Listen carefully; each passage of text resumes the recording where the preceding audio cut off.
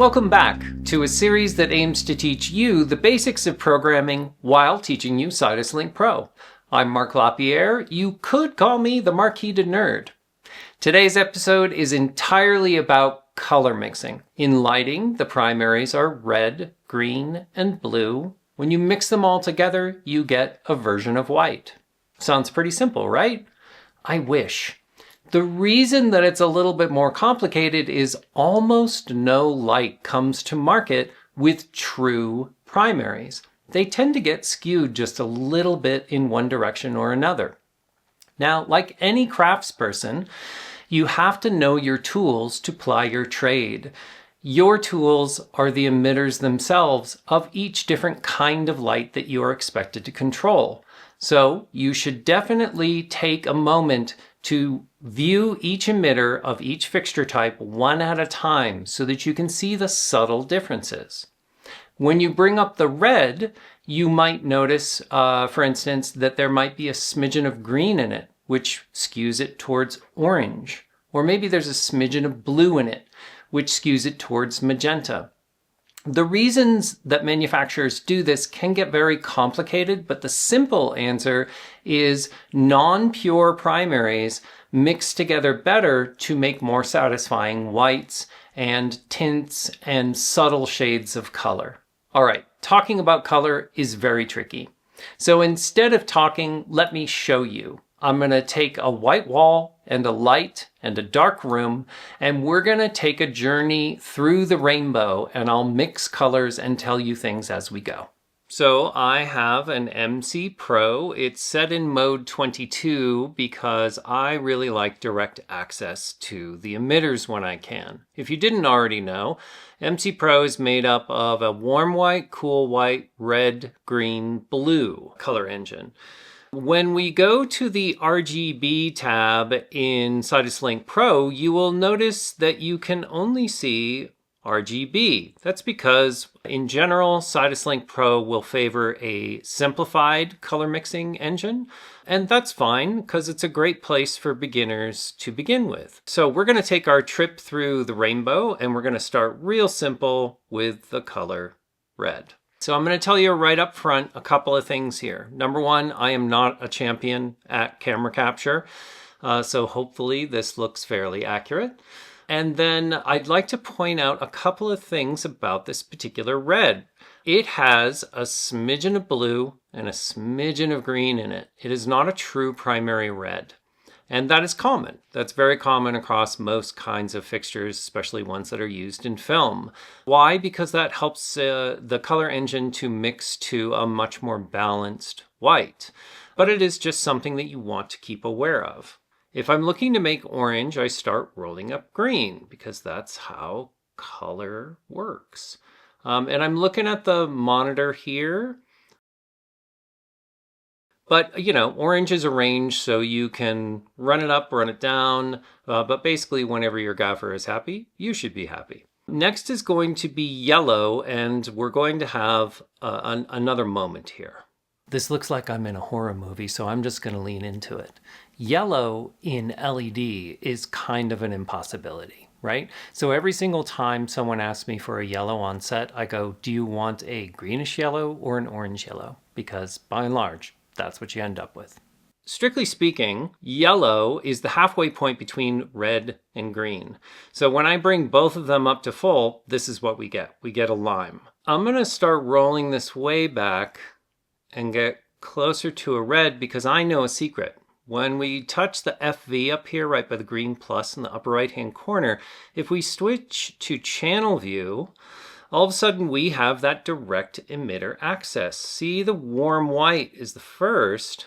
When I start rolling that up, we're going to start getting much closer to yellow. And the reason why is that is a yellow emitter. One of the reasons I like direct emitter profiles is they get me out of tight situations. Check them out. So I'm going to start bringing down some of that green. Actually, I think I'll bring up that green a little bit. Interesting. Not bad.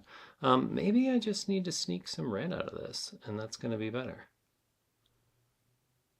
Interesting. The differences between what my eye is telling me and what the camera is showing me is significant. Okay. But, you know, when in doubt, please the camera. That's the job. So that's basically as close to a yellow as we might be able to get, but let's do a little experiment. Let's kill everything but yellow. Okay, so that is showing as an orange in my setup right now. So let's roll in just a little bit of green.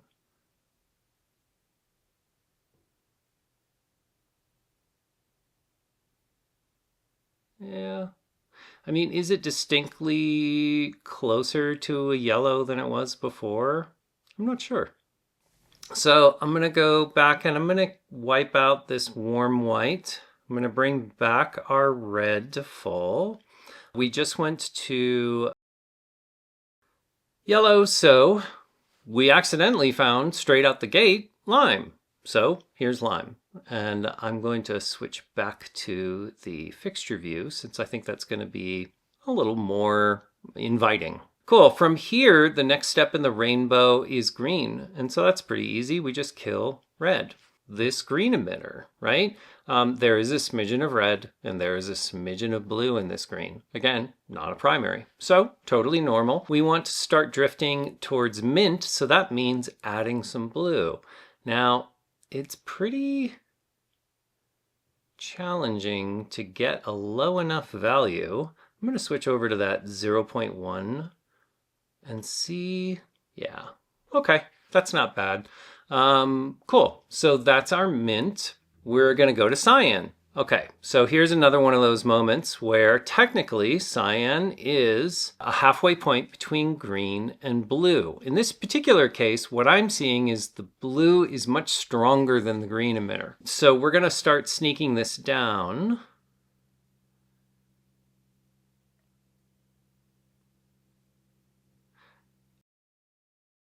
This is a good cyan. Weird thing about cyan, people ask for it and then they're pretty surprised by how much green is in it. Most people actually want an Azure. Which actually, this is much closer to. Okay, we have our cyan. Debatably, we could have our Azure, but let's mix a variation on Azure where I start sneaking down that green. Like that. All right, so now our next target, super easy, is blue. So we kill the green, right? So in this particular blue, I'm sure it won't surprise you to say, there's a smidgen of red and there is a smidgen of green. Next stop on our tour is purple. So we're going to bring in a little bit of red for that.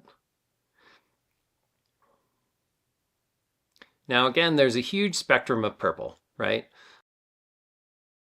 So the first place that I stopped, very much purple. All of this travel is all purple. All of it is purple. One of the weird things about mixing color you're going to find is how limited our language is in describing it. It's a big challenge. It's one of the reasons why my generation is very concerned about the fact that nobody's using gels anymore. We really relied on that to communicate color in ways that our language just fails at. All right, so next is going to be magenta. Technically, that is full red and full blue. I would be tempted to sneak down this blue just a little bit to get us a little bit closer because that blue is super powerful. That's not bad. Okay, and now the last stop on our color tour is pink. So we could hold this position and start adding a little bit of green. Or we could, I'm not super satisfied with that because we travel so quickly towards white as we add green because those are our primaries. However, if we switch back to channel view and we go back to our friend, the warm emitter. I'm going to tell you again how much I love direct emitter access. I love it. And start adding some of that. I think that that's pretty cool. So again, there's a spectrum. When we bring it up to full, I feel that's way too close to white, but I feel like that's a pretty nice, warm pink. So that was a trip through the rainbow at full saturation with an RGB WW light. Don't even get me started on Blair CG. So let's leave you with two wrap-up thoughts of technique. One is when you are mixing with additive color, so RGB, RGBA, RGBW, one of your emitters must always be at full. If you go back over the video, you'll notice that I did that every single time. If you don't, you are just giving up intensity for no reason. Number two, I want to remind you that color mixing is a practice. It is something that you should do over and over and over again before you expect to become comfortable. Over the course of my career, I've mixed millions of colors, and as I've increased my comfort and expertise in it, it has given me a sense of deep satisfaction and joy, which I also hope for you. I will see you next time.